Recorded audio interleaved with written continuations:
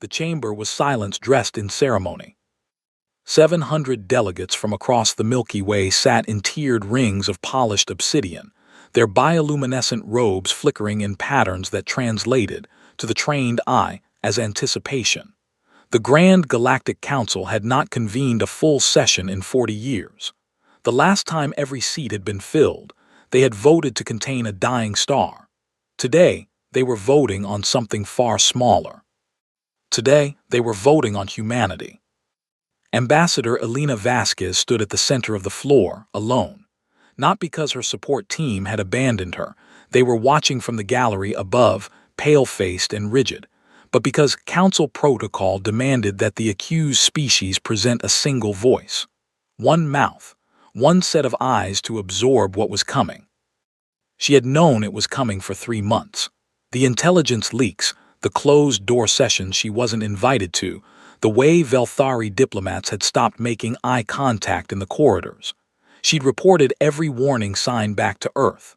Earth had responded by promoting her to senior ambassador and sending a fruit basket. She still wasn't sure if that was optimism or an apology. High Chancellor Emreth of the Moon Directorate rose from the apex seat. His species was ancient, so ancient that their skin had taken on the gray translucency of deep space rock, their movements slow with the deliberateness of something that had long stopped being impressed by anything. He unrolled a document that shimmered with bioluminescent script and began to read. The charges were specific, 62 years of specific. Humanity had reverse-engineered Velthari navigational shielding after a single diplomatic visit to their shipyard, a visit that was supposed to be ceremonial. When confronted, the human engineers had seemed genuinely confused that this was a problem. "We just looked at it," the lead engineer had reportedly said, as if that explained everything. To humans, apparently, it did. Humanity had intervened in the Sorodros border dispute without authorization, deploying 3 civilian cargo vessels as impromptu blockades, and somehow, records still weren't entirely clear on the mechanism, talked both sides into a ceasefire over the course of a single afternoon. The Council had spent 8 months attempting that same ceasefire.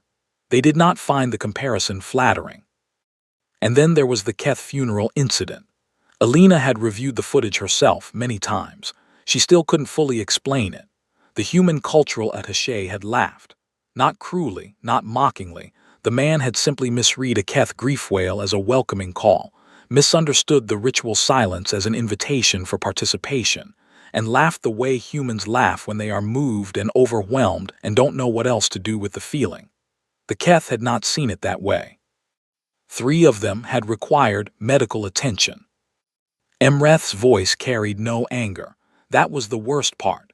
When species were angry, Elena could work with it.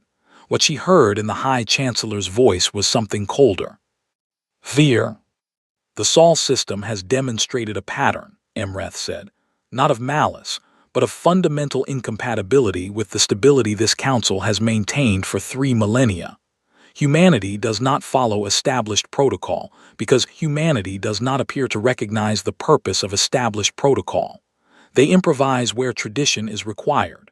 They question where deference is expected. They adapt where the law demands consistency." He paused. The chamber was so still that Elena could hear the faint hum of the station's life support systems, a sound she'd never noticed before in 3 years of attending sessions here. "These are not accusations of crime," Emreth continued. "They are observations of nature, and it is the nature of fire to burn, regardless of intent." The vote was called. Elena watched each delegate register their position on the crystalline panel before them, green for exile, red for retention. She watched the tally climb, watched green after green light up like stars forming a constellation she didn't want to read. 41-2. The Sara Collective voted red. The Tan Wanderers voted red. Everyone else voted to remove humanity from the galactic community entirely. The Sol system would be quarantined, trade routes severed, all human vessels recalled, A navigational barrier would be erected around their star, and humanity would be given 30 standard cycles, roughly 22 Earth years, to comply fully with isolation.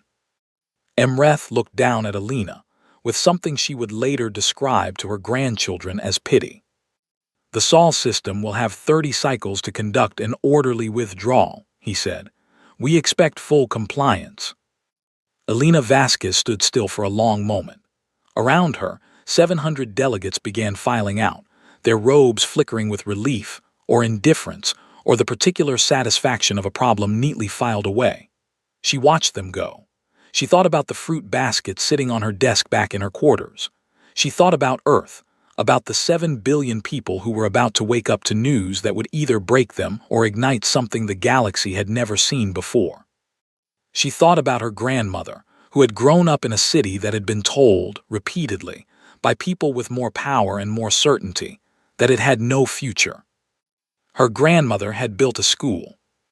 Alina straightened her jacket, picked up her single diplomatic portfolio, and walked out of the chamber without requesting an appeal, without filing a protest, and without looking back. By the time she boarded her vessel and transmitted her full report to Earth, it was 300 GMT on a Tuesday morning.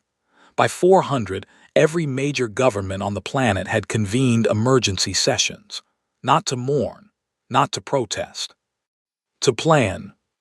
The council expected silence from the Sol quarantine zone. What they got instead was noise, the particular electromagnetic noise of construction on an industrial scale, the kind that bleeds through monitoring equipment and keeps sensor operators awake at night staring at their readouts with the quiet, creeping feeling that they are watching something they do not fully understand. Within the first 3 cycles of the quarantine, the Council's automated surveillance network, a ring of passive observation drones stationed at the boundary of the Sol system's heliopause, began logging anomalies, power signatures on Mars tripling, Titan's methane lakes partially drained and reshaped into what spectral analysis suggested were cooling reservoirs for heavy manufacturing. The asteroid belt between Mars and Jupiter, once a quiet drift of rock and mineral surveys, was now lit from within like a city scene from above at night. At Council headquarters, a junior analyst named Pret of the Dross Collective filed a report, then a second, then a third, each one slightly more alarmed in tone. His supervisor reviewed the reports, noted that the humans were likely engaged in emotional construction, a psychological response the Council's xenologists had documented in several species following traumatic political events, a kind of compulsive building as a displacement activity, and filed them in a low-priority queue. Pret requested politely that the drones be upgraded to active scanning. His request was denied. Active scanning of an exiled system was, technically, a violation of the same quarantine the Council had just imposed. The legal team was still working out the details. So the drones watched passively, and the anomalies grew. What the Council did not know, what they had fundamentally failed to account for in 62 years of observing humanity, was that humans had spent every single day of their Council membership doing what they did instinctively, automatically, and without any particular strategy, paying attention. Not in the way the elder species paid attention, cataloging, categorizing, filing. Human attention was different. It was personal. A human engineer posted to a Velthari station for a 2-year exchange program didn't study their shield technology from a respectful distance. She ate lunch with the technicians. She asked questions that seemed naive and were not. She remembered the answers. She drew diagrams in her personal journal that she technically wasn't supposed to keep. When she came home, she gave a debrief that lasted 6 hours and contained 17 technical insights that no formal intelligence operation had ever extracted. Multiply that by thousands of cultural exchanges, diplomatic postings, trade missions, and academic programs across 62 years, and what you had was not a database. What you had was a civilization that had quietly memorized everything it had ever been shown. Admiral Yina Vasquez, Alina's daughter, who had grown up listening to her mother's stories about the council with the focused intensity of someone taking mental notes, stood before a joint session of Earth's unified parliament on the fourth day after the exile verdict. She was 53 years old, built like someone who had never quite stopped being an athlete, with gray threading through her black hair and the unhurried manner of a person who had long ago made peace with large problems. She spoke for 40 minutes. She covered resource projections, construction timelines, personnel allocations, and strategic priorities. She presented a roadmap that would have taken most civilizations a century to draft. Earth's parliament had helped her refine it over the preceding 72 hours, in sessions that had largely dispensed with procedural formality and run on caffeine and the particular focused energy of people who have been told they cannot do something. Then she paused, looked out at the chamber, and delivered the sentence that would be quoted in every history written about this era, by humans and non-humans alike. Thank them later. The vote to approve the Sol reconstruction and expansion mandate passed unanimously. In the asteroid belt, the first of 11 deep space shipyards broke ground within the week. They were not elegant structures. Humanity didn't have time for elegant. They were massive, functional, and built with the kind of ruthless practicality that comes from a species that has been constructing things under pressure since it first learned to stack stones. Human engineers worked in shifts that the Council's Labor Standards Board would have flagged as violations, not because anyone forced them to, but because the waiting felt worse than the work. Meanwhile, Earth's diplomatic corps quietly began reaching out along the informal channels, the ones that didn't appear in any official council registry. The Velthari merchant captain who had once shared a bottle of whiskey with a human trade attaché and called him brother in the loose, affectionate way that transcended species. The Sara mining clan whose drilling equipment had seized up on a remote moon 3 years back, and whose entire season's operation had been saved when a human cargo crew spent 4 days fixing it for nothing but meals and conversation. The Keth biochemist who had published a joint research paper with a human colleague, whose name still appeared in the acknowledgments section. These were not intelligence assets. They were not operatives. They were just people who remembered kindness and who found, when the official channels went dark, that the unofficial ones still worked perfectly well. The black market routes opened slowly at first, then faster. Cycle 10 passed. Cycle 15 approached. Earth's compliance deadline crept forward on every calendar, and humanity did not comply, did not protest, did not petition. They simply built. And somewhere in the cold dark beyond the quarantine line, a deep-range vessel called the USCS Relentless finished its final systems check, pointed its nose toward the unmapped dark that the Council had always called the Ashfield, and quietly crossed the boundary that humanity had been told it could never cross. The Relentless was not a warship. This was a fact that Captain Dara Osai found herself explaining repeatedly in the aftermath, to Council envoys and Accord historians, and the inevitable documentary crews who wanted to frame what had happened as something larger and more intentional than it actually was. It was a deep-range survey vessel, retrofitted for extended independent operation, crewed by 212 people whose average age was 31. It carried science teams, not Marines. Its weapons loadout was the minimum required by maritime, or rather, spacetime law. It had a chef who made extraordinary jollof rice and a ship's cat named Protocol who, in an irony no one had planned, turned out to be deeply relevant. Osai was 44, Ghanaian British, and had spent 18 years charting the edges of explored space. She had the navigator's quality of comfort with uncertainty, an ability to look at an incomplete map and see not absence but invitation. When Admiral Vasquez's authorization came through, approving the Ashfield run, Os had felt something she would later describe only as recognition, as though this was where she had always been heading. The Ashfield was vast. The Council had mapped its boundaries but not its contents, treating it the way old terrestrial empires had treated their blank spaces, not as unknowing, but as deliberate. You don't mark here there be dragons unless you've been there and come back troubled. The Relentless found the first world on Cycle 15, Day 3 of the deep push. Sensor Officer Lieutenant Quame Assant picked it up first. A Class M atmosphere, electromagnetic signatures consistent with radio communication at roughly the technological level of mid-20th century Earth. He flagged it, double-checked it, triple-checked it, and then stood up from his station with the careful stillness of someone trying not to startle a wild animal. "Captain," he said, "I think we should look at this." What they found orbiting a dim orange star, 2.3 light-years inside the Ashfield boundary, was a planet called, in the native language, as they would later learn, Verk's home. Its people, the Verk, were lean and four-armed and communicated in a layered system of sound and color pattern that their linguistics AI took 11 hours to begin parsing. They had not yet achieved orbit.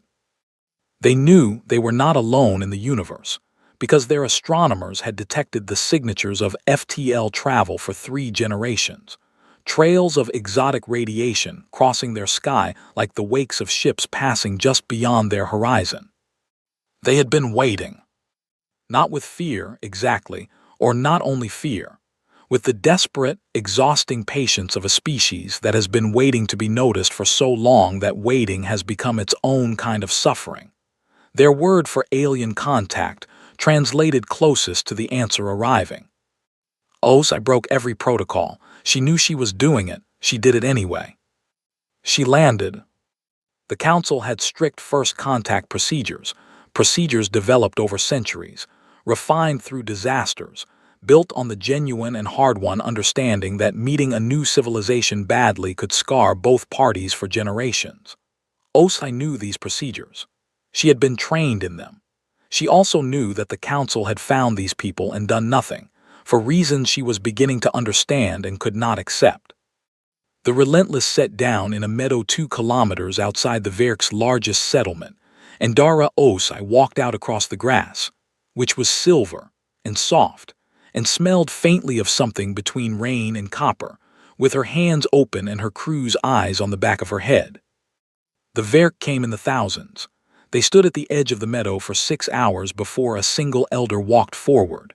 He was ancient, visibly so, his color patterns dim and slow the way autumn leaves are before they fall. He stopped 5 meters from Osai, studied her with 4 eyes that held 4 different questions, and made a sound. The linguistics AI rendered it haltingly as, "Are you finally here to help, or are you here to observe?" Osai looked at the old man for a long time. "Help," she said, "definitely help." Over the next 3 days, with translators working in shifts and Osai's crew spreading out through the settlement, not as investigators but as guests, eating the food they were offered and sitting in the structures they were invited into and listening, above all listening, the shape of what the Council had concealed began to emerge. The Verk were not unique. The Ashfield was full.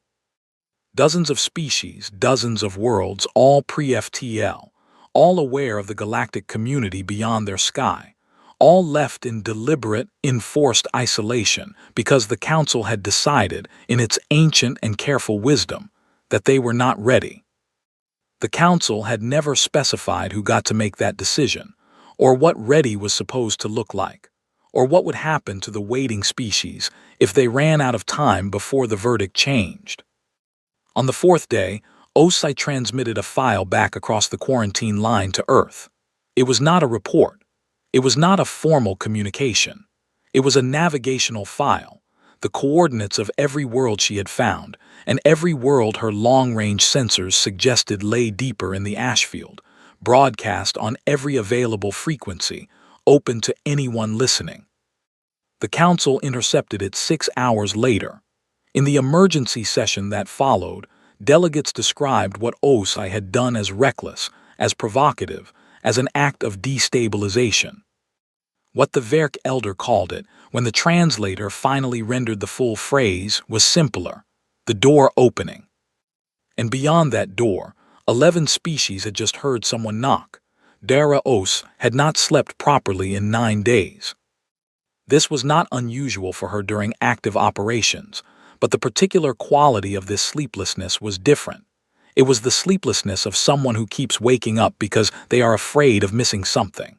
Every morning on Verk's home brought new delegations, new requests, new questions that her crew's combined expertise was barely adequate to answer. The children followed her everywhere. She had acquired Protocol the cat as her unofficial diplomatic aide, largely because the Verk were fascinated by the idea of a creature that acknowledged no authority, and the elder kept requesting specifically that the small, soft animal be present at formal discussions. She had not waited for instructions from Earth. The signal delay made waiting impractical. Each transmission took hours each way.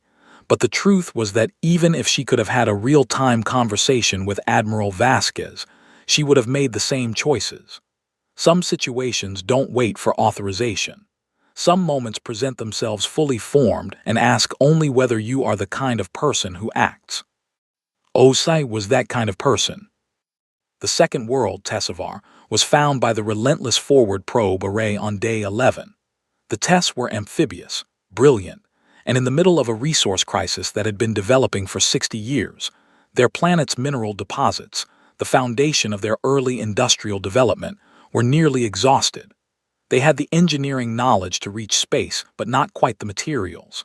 They had been 2 generations away from achieving FTL capability when their minds started running dry. Without intervention, the Council's xenological projections, which OS had obtained through the same informal channels Earth had been quietly cultivating, suggested Tessivar had perhaps 40 years before societal collapse. Humanity had been mining asteroids for 20 years. The conversation between Osai's chief engineer, a broad-shouldered Kenyan woman named Amara Njoro, and the test lead engineer was one of those cross-species exchanges that becomes legendary not for its drama, but for its simplicity. Njoro had spread a star chart on the floor of the test council chamber. She'd had to print it physically because the test didn't use screens, and pointed to the asteroid belt analog in the Tessivar system, a thick band of resource-rich debris that the test had considered, but never had the launch capacity to reach. "You have everything you need," Njoro said through the translator. "You just need to go up instead of down." The test lead engineer stared at the chart for a very long time. Then he made the sound, later translated as a kind of awestruck profanity, that became the test's equivalent of a cultural touchstone, a phrase their children would use for centuries to mean the moment when the obvious becomes visible. By the end of Cycle 16, Osai had made formal contact with 6 species. By Cycle 18-11, each world was different, each crisis was different. The Kara were warlike and suspicious, and first contact had involved 3 days of standoff before Os had the inspired and arguably insane idea of simply sitting down cross-legged outside their defensive perimeter and waiting, which the Kara interpreted correctly, as it happened, as a profound statement of unarmed confidence. The Luum were so intellectually advanced that the early translation attempts kept bottoming out. Their language had 14 grammatical tenses for varieties of hypothetical causation, and they treated the arrival of humans with the enthusiastic academic interest of scholars who have just found a fascinating new primary source. None of these species were children. None of them were helpless. What they shared was not weakness but limitation, the specific, addressable limitation of civilizations that had reached the boundary of what they could achieve alone and found no hand extended across it. Humanity extended the hand. Not gracefully, there were miscommunications, offense given and taken, moments of genuine crisis that Osai managed through a combination of diplomatic instinct, stubbornness, and the willingness to simply sit with discomfort until it resolved itself. But the hand was extended, and it was taken. The relentless accords were drafted on a cargo bay floor, written in 17 languages simultaneously, negotiated over 36 sleepless hours by a crew that was running on protein rations and collective purpose. The document was not elegant. Council legal scholars would later spend considerable time pointing out its structural irregularities, its ambiguous clauses, its informal language. What they could not argue with was its fundamental architecture, which was deceptively simple. The signatories agreed to share knowledge freely, to defend each other as they would defend themselves, to make no claim of authority over any other signatory's internal affairs, and to extend the same hand when they had grown strong enough to anyone else they found waiting in the dark. 7 species signed it. The Kara signed last after a 2-day private deliberation, and their lead elder, a scarred ancient commander named Veth, pressed his mark into the document with a ceremony that his people reserved for declarations of war. He seemed to feel that this was appropriate. Later, when Osa asked him why, he said something the translator rendered as, "Because this will change everything, and things that change everything deserve to be treated as battles." He was not wrong. The transmission that Os sent to Earth on the last day of Cycle 18 contained the full text of the Relentless Accords, the coordinates and profiles of 11 new species, a resource assessment of the ash field that made Admiral Vasquez go very quiet for a long time, and a personal note that read simply, "We're going to need more ships, also more rice. Osai." On Earth, the unified parliament received the message and voted, within 4 hours, to officially designate the Relentless as a diplomatic vessel, and Osai as humanity's first outer ambassador. Protocol, the cat received no official designation, but was mentioned in the resolution's preamble. In the Council's surveillance reports, a new phrase began appearing in the data logs. Junior analyst Pret, still filing his reports into queues that no one was reading, coined it in frustration one night while staring at the numbers. He called it the Ashfield problem. His supervisors would spend the next 4 cycles learning, too late, exactly how accurate that name was. Trade, fundamentally, is not about goods. The elder species understood this in theory. Their economists had written volumes on the social and relational dimensions of commerce, but they had long since stopped understanding it in practice. When you have traded the same routes with the same partners for 3,000 years, the mechanics become invisible. You stop seeing the relationships underneath the transactions. Humanity had never stopped seeing them. In 62 years of council membership, human traders had done something that no formal economic analysis had captured and no intelligence report had flagged. They had made friends, not diplomatic contacts, not strategic partners, not formalized bilateral economic relationships with clearly defined terms and renewal clauses. Friends. The specific, irrational, inconvenient kind that call in favors and show up uninvited and remember the things you told them when you were tired and honest. Captain Relly of the Velthari merchant fleet had learned to drink whiskey from a human cargo officer named Marcus Webb in a docking bay on Velthari Station 7, 11 years before the Exiled vote. Marcus had brought a bottle of something Relly's digestive system technically wasn't designed for, and they had spent 4 hours talking about their families, their roots, the specific tedium of deep space hauling, and the particular loneliness of being away from home for long stretches. When the Exile vote came down and the official Velthari Earth trade channels closed, Relly thought about Marcus for 3 days before routing his next cargo run 16 light-years off his standard path to pass through an unofficial waypoint that existed in no registry and appeared on no council map. He was not alone.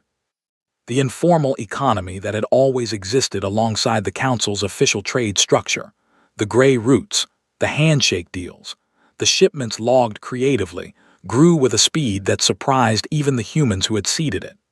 In the first 6 cycles of the quarantine, 37 independent trade contacts reached Earth through channels the Council couldn't monitor without violating their own surveillance laws. By Cycle 12, Earth's manufacturing output had not collapsed as the Council's economists had projected. It had increased because the informal network was not constrained by the inefficiencies of Council-standardized trade protocols. Human manufacturing had a quality the elder species had spent 60 years condescending to. It was messy. Human-made components had irregular tolerances. Human engineering solutions were often inelegant. Their construction methods had been called, in one notably uncomfortable council cultural report, aggressively practical. but messy and practical turned out to be exactly what a galaxy full of aging infrastructure needed. A Sora mining drill that had been running for 80 years and was starting to fail didn't need a perfectly calibrated replacement part. It needed something that would work in 3 different pressure environments and could be repaired with the tools already on site by a mechanic who hadn't slept. Humans made those parts. Humans liked making those parts, with the particular satisfaction of people who find complex problems engaging rather than beneath them. The Council issued formal sanctions in Cycle 14. The sanctions created paperwork. The paperwork was filed. The routes continued. On Earth, the Outer Accord support infrastructure was growing in parallel. The Ashfield species were raw partners. Their manufacturing was primitive, their interstellar capacity still nascent, but they were learning, and they were learning from a species that had never developed the habit of gatekeeping knowledge. Human engineers didn't teach the Tess and the Kara, and the Luum in the way the Council had always spread technology, controlled releases, carefully managed dependencies, the slow drip of capability that kept younger civilizations perpetually reliant. They taught the way people teach when they actually want the student to surpass them. Amara Njoroj spent 4 months on Tessivar. When she left, the Tess had a functioning asteroid mining operation and 3 of their own engineers capable of teaching the next generation without any human input. On her last day, the Tess lead engineer gave her a piece of the first asteroid-derived alloy they had produced. She kept it on her workbench for the rest of her career. The Kara were the unexpected revelation. Warlike, yes, deeply structured around martial tradition, their entire social architecture built on the premise that strength was the primary currency. This made them, in the Council's assessment, dangerous and difficult to civilize.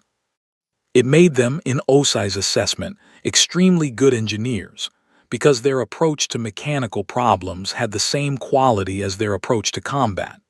Identify the weak point, apply force precisely, and never stop until the problem is resolved. Within 8 cycles, the Kara had gone from pre-orbital to spacefaring, not because humanity had given them the technology, but because humanity had given them access to information, materials, and, most importantly, the attitude that of course you can do this. What are you waiting for?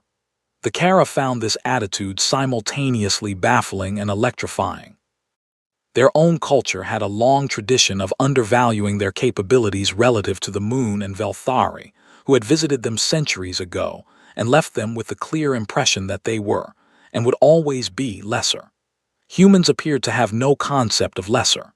Humans looked at a Kara engineer standing in front of a half-built starship engine and said, "Great, what do you need?" rather than "Are you sure you should be doing that?" It turned out this made an enormous difference. At Cycle 20, a classified Council economic report, obtained through the same informal channels that were now handling a not insignificant fraction of galactic commerce, landed on Admiral Vasquez's desk.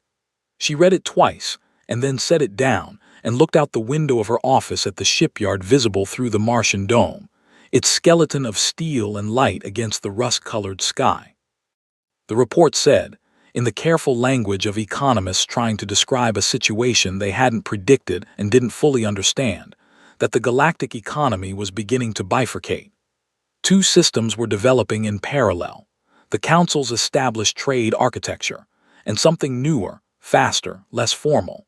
And this was the part the economists had underlined, increasingly capable of operating without the Council's existing infrastructure. Vasquez called her chief economic advisor, a quiet statistician named Dr. Jana Horek, and asked her what the projection curve looked like in 20 cycles. Horek was quiet for a moment. "They'll need us more than we'll need them," she said. "They just don't know it yet." The communiqué arrived at the Council's primary diplomatic relay station on the morning of Cycle 28. It was not transmitted through the standard channels. Standard channels were, technically, closed to the Sol system and its quarantine zone. This communiqué came through 17 separate relay paths simultaneously, arriving at every Council member station within seconds of each other, a technical feat that itself required capabilities the Council had not credited any of its signatories with possessing. It was written in 12 languages. 5 of them the Council's translation systems could not parse without the supplementary linguistic files included, helpfully, as an attachment. The letterhead did not say Earth. It did not say Sol System. It read in clean, unadorned script, the Outer Accord Joint Secretariat. Below the heading were 17 seals, some familiar, most not: the Sara Collective, the Tan Wanderers, the Werk Sovereignty, the Tess Industrial Federation, the Kara Defense Assembly, 12 others, species whose names the Council was only now, reading this document, learning to pronounce. The message was not long. Whoever had written it, historians would later determine it was a collaborative draft between OSI's diplomatic team, Ambassador Elena Vasquez, and a Luam linguist who had a gift for precise understatement, had understood that length suggests uncertainty. The message was 3 paragraphs. The first paragraph introduced the Outer Accord as a formal political and economic entity, provided its charter document as an attachment, and noted that it had been operating in provisional form for the past 14 cycles with the knowledge and consent of all 17 signatories. The second paragraph described, in brief and factual terms, the Accord's current capabilities, its combined territory, its trade infrastructure, its collective manufacturing capacity, its mutual defense commitments. These numbers were accurate. They had been prepared by Dr. Horek's team and reviewed 3 times for precision rather than impression, because numbers that speak for themselves are more unsettling than numbers that try to impress. The third paragraph was 4 sentences. It noted that the Outer Accord had established its own navigational corridors, its own standards for interstellar commerce, and its own diplomatic protocols. It acknowledged the Council's existing authority within its own space. It expressed no hostility. And then in the final sentence, the one that would be quoted, argued over, analyzed, and eventually carved into the entrance of the Outer Accord's first permanent station, it said, "You wanted us isolated. We chose to call it a head start." The attribution was Admiral Yena Vasquez. She had said it, apparently, to her staff during a planning session on Cycle 4, in the context of a logistics discussion, and someone had written it down. The Council chamber's silence lasted 4 minutes and 17 seconds after the message finished being read aloud. Several delegates later described the experience of those 4 minutes as one of the most disorienting of their political careers. The sensation of a reality you had been certain of rearranging itself underneath you without asking permission. High Chancellor Emreth sat very still.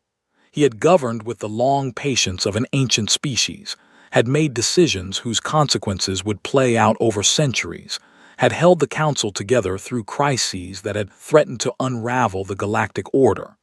He was not a man given to panic. What he felt, sitting in the silence, was something he had not felt in over 300 years. He felt behind. The emergency session that followed was the most fractious in Council history. The military bloc, the Velthari Supremacy, the Dross Collective, and the Moon Directorate pushed hard and immediately for intervention. They had the fleet capacity. They had the experience. They had the deeply held conviction, formed over millennia of being the largest powers in the room, that the way you dealt with a challenge to established order was to make the challenge expensive. The debate lasted 9 hours. Delegates who had never raised their voices in session raised them. Ancient alliances showed their stress fractures. The Sara Collective's representative, who had voted against exile from the beginning, sat with the quiet satisfaction of someone who has been correct and is too disciplined to say "I told you so." At hour 7, the military bloc called for the intelligence assessment. This was the moment that Pret, the junior analyst who had been filing ignored reports for 28 cycles, would later describe in his memoir as the most professionally vindicating of his life. The analyst report was compiled and delivered in real time to the chamber floor. It was not the report the military bloc expected. It was not a picture of a scrappy, defiant civilization with emotional resolve and limited actual capability. It was something else entirely. 11 shipyards fully operational. A combined outer Accord fleet count that, when the Kara destroyer wings were included, exceeded the Dross Collective standing Navy by 14% and the Moon Directorates by 22%. Not in raw tonnage, the elder species still led there, but in ship count, which in the kind of distributed conflict that a military engagement over the Ashfield would inevitably become, mattered more. And the Kara ships. The delegate from the Moon Directorate had spent 4 minutes reading the tactical assessment of the Kara destroyer wing, and then set the document down and very quietly asked for a glass of water. The Kara had not built human ships. They had built Kara ships, faster, more aggressive, designed around their own instincts and combat philosophy, but incorporating human construction methods in ways that made them fundamentally more capable than anything the elder species had seen from a civilization that had been pre-orbital less than 12 cycles ago. The aggression profile alone, the tactical modeling of how a Kara fleet would engage in open combat, had made 3 of the Council's most experienced military strategists go still in a way that experienced military strategists only go still when they are confronted with something they cannot easily categorize as manageable. The military motion failed, 27-16. Emreth called a recess. In the corridor outside the chamber, moving slowly in the way of very old things under pressure, he stopped beside a window and looked out at the star field for a long time. An aide approached and asked quietly what he was thinking. "I am thinking," Emreth said, "that we made a mistake, not the exile. The exile was logical given what we knew." He paused. "The mistake was assuming that what we knew was complete. There is a particular kind of tension that settles over a galaxy when 2 powers of significant and uncertain relative strength face each other across a boundary.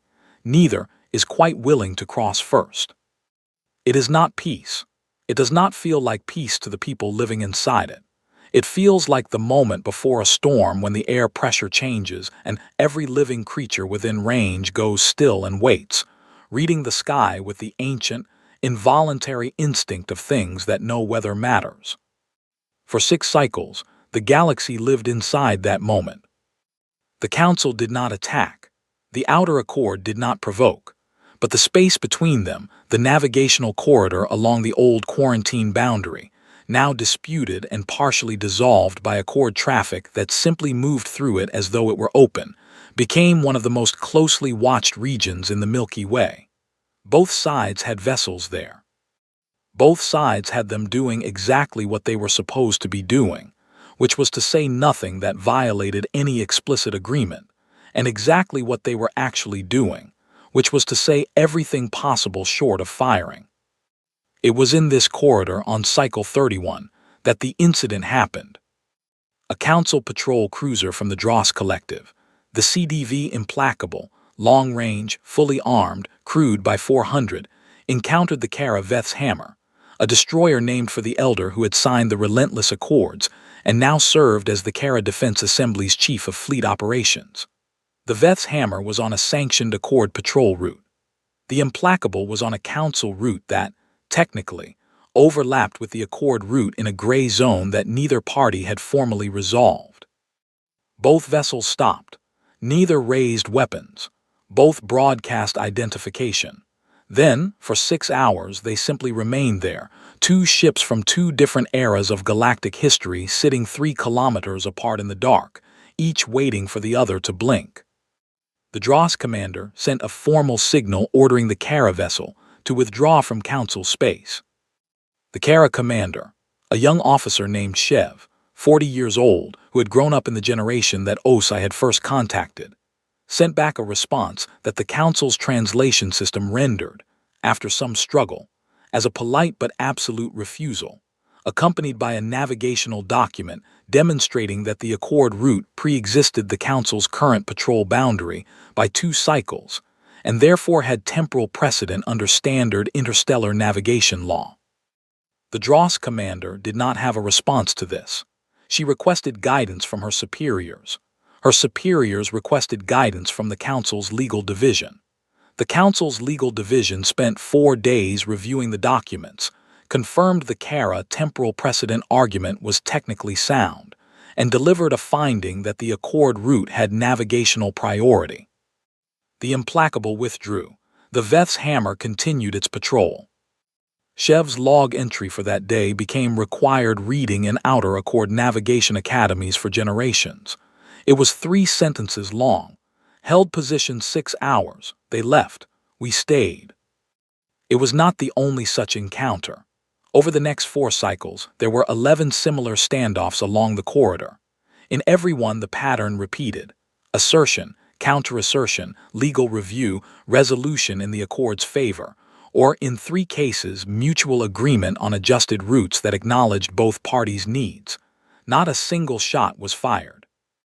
Not because both sides lacked the will, but because both sides had people who understood that a shot fired in that corridor would be the most expensive thing either civilization had ever done. On the Council side, those people were the Sora delegation and the Tan Wanderers, working every back channel available to them to ensure that the military bloc's pressure never fully coalesced into authorization.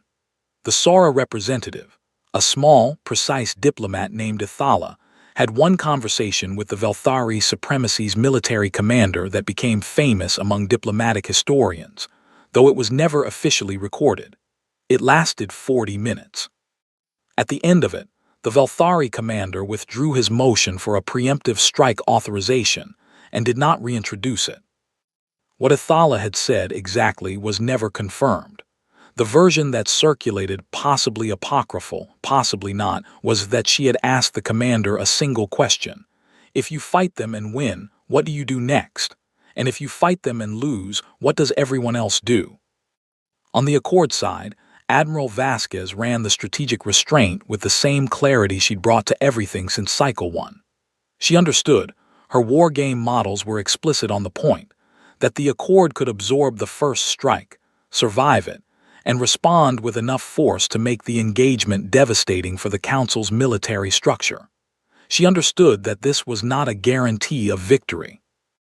And she understood, with the cold strategic intelligence that had made her what she was, that a war fought and won at this stage would cost the Accord generations of development and leave both sides diminished in ways that would take centuries to repair. She did not want to win a war. She wanted to not need to fight one. So she held the line. She kept the Accord's vessels on their sanctioned routes, maintained communication with every informal Council contact she had, and waited for the pressure inside the Council's chamber to find a different outlet. It did in Cycle 34 in the form that Vasquez had expected all along: economics. The Council's formal trade network had been contracting since Cycle 20. The bifurcation that Dr. Horek had projected was accelerating. 3 mid-tier Council species, not the great powers, but the working members who kept the day-to-day commerce of the galactic economy moving, had quietly shifted the majority of their independent trade to Accord routes, which were faster, less bureaucratic, and offered significantly better terms. The Council's economic report for Cycle 34 was not classified exactly, but it was distributed to member states with a cover note requesting discretionary handling, which in Council bureaucratic language meant, "Please don't let this become a talking point." The Sora Collective immediately let it become a talking point. The numbers said, simply and irreversibly, that the Council needed the Accord's trade infrastructure more than the Accord needed the Council's blessing. And that changed everything. The summit was held on neutral ground, a station in the L4 point of an uninhabited binary system, chosen because it belonged to no one and had no history worth arguing over. It was an ugly station, functional and cold, its corridors lit in the flat white of emergency lighting because no one had bothered to install anything warmer. Several delegates complained about the lighting. The Kara delegation said it was fine. The humans said they'd brought coffee and that helped. It was not a surrender. It was not a negotiation of terms. It was something the galaxy had not seen before and didn't yet have a clean word for. 2 systems of power, one old and one new, sitting down to figure out how to share a galaxy without destroying either of themselves in the process. Emreth attended personally. He was older than when he had read the exile verdict, 3 years older in absolute terms, which for his species meant almost nothing physiologically, but he carried those 3 years differently. They sat on him the way consequential time always sits, as a kind of weight that is not unpleasant but is not ignorable. He sat across the table from Admiral Vasquez, who was 58 now and had stopped trying to manage her gray hair, and Ambassador Elena Vasquez, who was 73 and had, if anything, become more precise with age. The three of them had reviewed each other's dossiers so thoroughly that sitting down together felt less like meeting and more like completing a sentence that had been building for years. The formal sessions lasted 9 days. The informal sessions, the ones that happened in the station's cramped mess hall at 200, over the coffee that the human delegation had indeed brought in quantities sufficient for a small war, lasted longer and mattered more. It was in one of those informal sessions that Emreth asked Elena Vasquez the question he had been carrying since the exile vote. "Did you know," he said, "when you left the chamber that morning, did you know what would happen?" Elena thought about the fruit basket. She thought about her daughter's parliamentary address, those 3 words, "Thank them later," said with the certainty of someone who has already written the chapter she's still living in. She thought about Dara Osai sitting, cross-legged outside a Kara defensive perimeter in a silver meadow that smelled of rain and copper, waiting. "We knew what we were," she said. "We knew what we'd do. We didn't know what it would become." Emreth was quiet for a moment. "That may be the most frightening thing you have ever said to me." "Or the most reassuring," Elena said, "depending on how you look at it. The agreements that came out of the summit were not a formal merger. They were not a council concession or an Accord victory. They were, in the language of the document that Accord and Council legal teams spent 4 days drafting together, a framework of mutual recognition and cooperative navigation, a structure by which both systems could trade, communicate, and resolve disputes without either one having authority over the other. The Outer Accord was formally recognized as a sovereign political entity. The Council's authority within its own space was formally affirmed. The navigational corridor was resolved into a shared zone with jointly maintained infrastructure. The 5 languages the Council's translation systems hadn't been able to parse were added to the Universal Diplomatic Registry, along with the supplementary files the Accord had helpfully provided. It was not everything. It was not even close to everything. The hard work, the centuries of integration and friction and adjustment, and the slow, frustrating, necessary process of 2 different galactic philosophies learning to coexist had not yet begun. But the shooting that everyone had been bracing for had not happened, and in the long record of galactic history, that was not nothing. 3 weeks after the summit, on the floor of the Outer Accord's new permanent station, a structure that Amara Njarod's engineering team had built with the same aesthetic philosophy as everything else they built, which was functional first, beautiful later, though later often turns out to be soon. Dara Os stood in the atrium and looked up at the 17 seals above the entrance. Shev was there. He'd brought most of the Veth's Hammer's senior crew. The Verk Elder was there in holographic transmission, his color patterns brighter than they'd been at their first meeting, warmer. The test lead engineer had come in person and kept touching the alloy walls with the expression of someone checking that a good thing is real.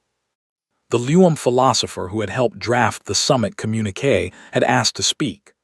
Os had given her 3 minutes because Luum speeches had a habit of becoming geological in length without the constraint. She spoke for 2 minutes and 40 seconds. Her words, translated into 17 languages and broadcast across every frequency the Accord controlled, were these. "We were told to wait until we were ready. No one specified what readiness looked like, or who would judge it, or what we were meant to do with the waiting. Then someone arrived who did not ask if we were ready. They asked what we needed. This is the difference between those who hold doors and those who open them." In the Council's records, The outer accord was catalogued under the administrative heading of Non-Affiliated Interstellar Entity, Class 1, a category that had never existed before and had been created specifically because no existing category fit. In Earth's records, it was called the Accord, just the Accord, something that needed no further explanation, the way the oldest and most important things rarely do. On the walls of the atrium, below the 17 seals, someone had written something in marker, standard Earth marker, blue ink, slightly crooked, that had not been sanctioned by any committee or inscribed by any official hand. The station's cleaning crew had found it on the second morning and reported it to Osai, unsure whether to remove it. Osai had looked at it for a long moment. "Leave it," she said. It read, "They gave us nothing. We built everything. The doors open, come in." No attribution, no date, just the words in handwriting that leaned slightly to the right, the way human handwriting does when someone is writing fast because the thought won't wait. The Council had feared human unpredictability. In 3,000 years of governing the galaxy, they had developed a profound faith in the idea that the known was safe and the unknown was threat. They had looked at humanity, loud, adaptive, irrational, sentimental, dangerous, and seen something that didn't fit their model of how civilization was supposed to work. They had not been wrong about any of it.